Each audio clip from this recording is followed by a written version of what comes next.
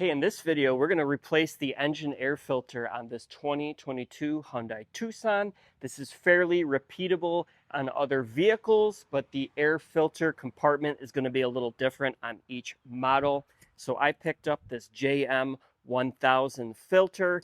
So you're going to want to change your filter about every 30,000 miles. If you're doing this by yourself, it's going to definitely be cheaper, so you can do it more often, but this is going to increase your gas mileage. This is going to be better for your engine. Your engine requires a lot of air to run, so having a clear path for air is going to be really helpful. So we'll come over and look at the air filter compartment. This one is very easy.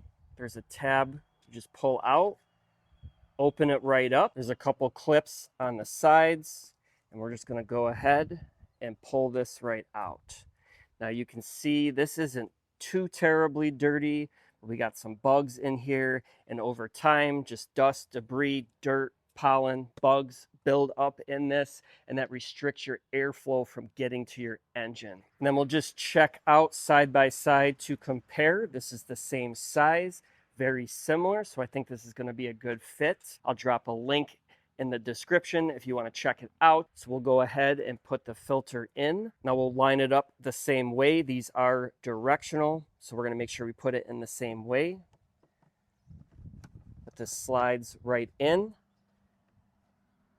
Pull up our clips, pop your cap, make sure it's nice and tight, and you're good to go. You can pay someone to do this. They're going to charge you labor, and they're going to charge you more for the part. So if you're comfortable doing this, this is a great way to keep your engine running efficiently at a great price.